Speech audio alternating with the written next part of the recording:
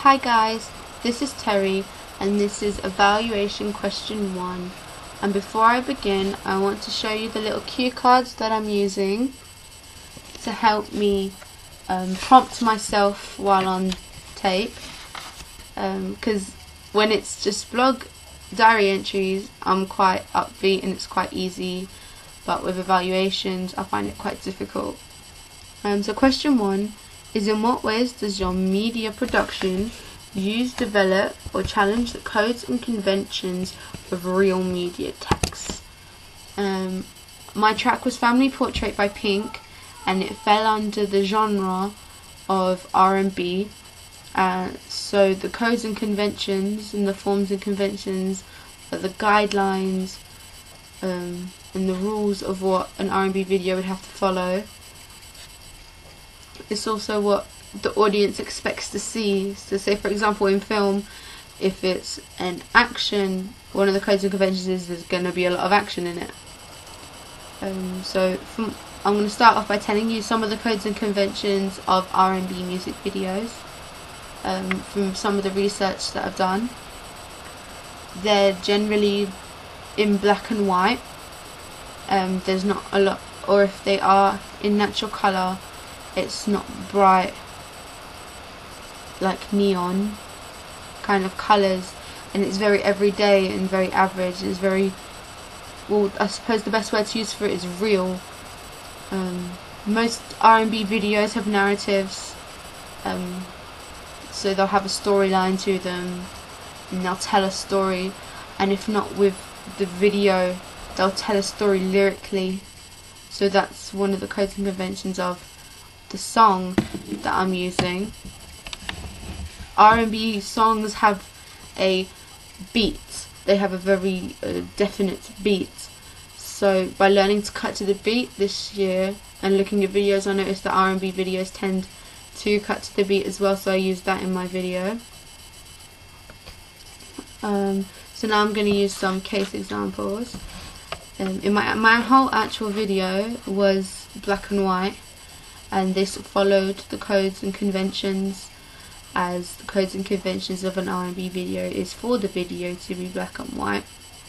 I think this worked effectively throughout most of the video, except when, upon further reflection, when looking at the mirror shot that I did of what was supposed to be the teenage girl, I felt that it was a bit too grey and it looked like it had been touched up too much with colour corrector, so I would look back and I would change that.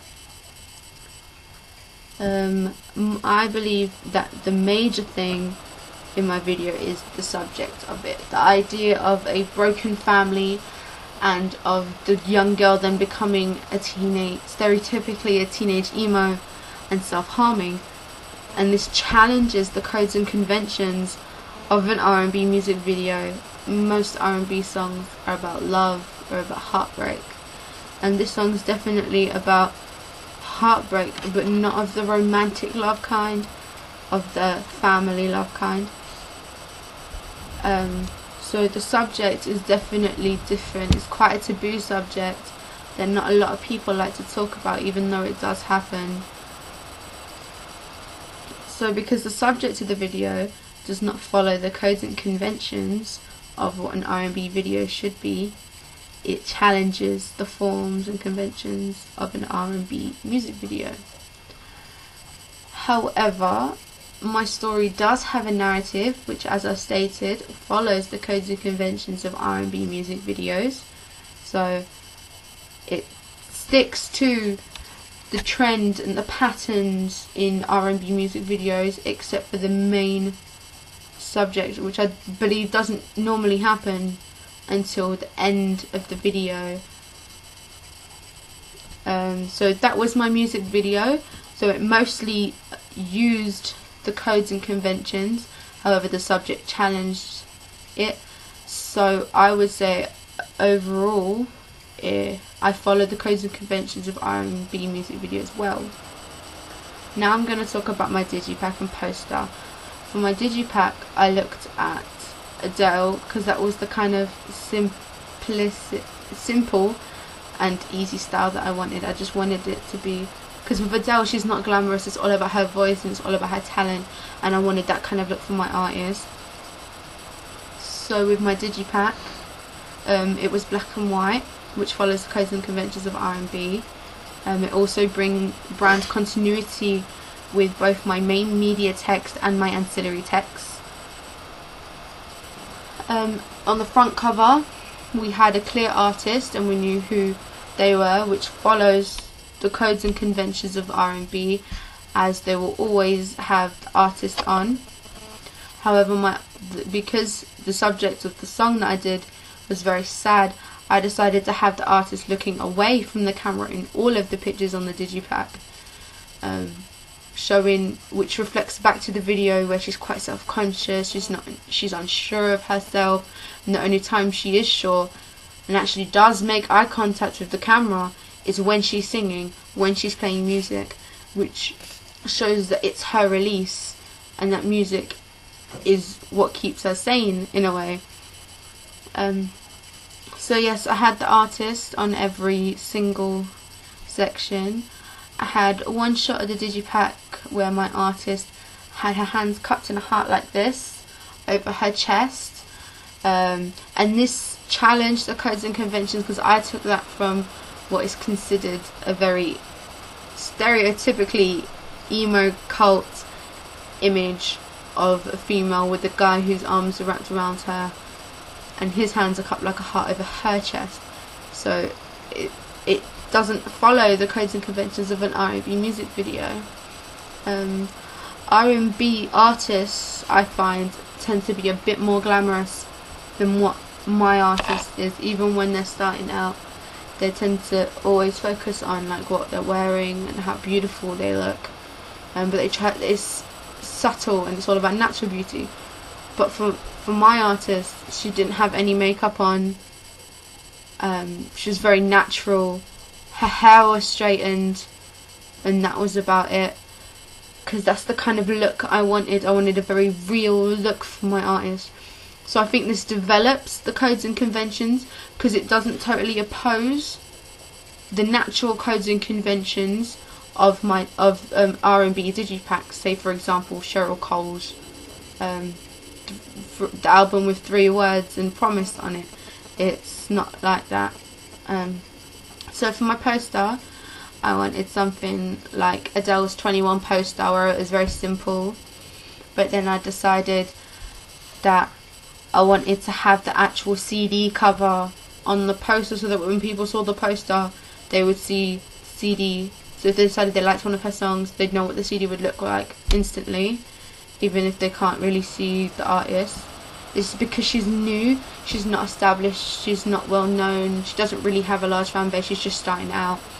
So this follows the codes and conventions of a new R&B artist, whereas if they were established, like Cheryl Cole when she went off to do her solo career, or like Alicia Keys, or even like Adele for her 21 album, then it wouldn't be the same way that I did it.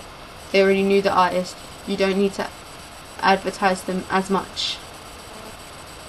Also on my poster I used iTunes and Amazon, and I said that the album was available on there.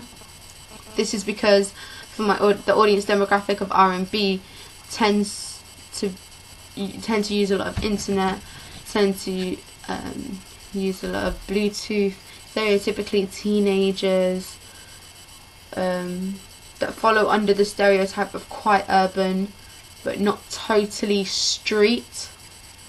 So yeah, so because lots of kids have iPods, so iTunes is a good place to put it on, and Amazon's worldly known because I know that the video isn't really R&B, it's slightly alternative because of having such a taboo subject.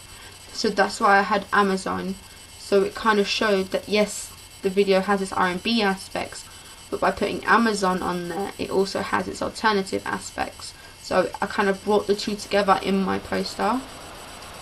I called the album Beyond the Looking Glass because I thought it worked well with the song name Family Portrait, because it's all about looking beyond what you see normally and looking further into that.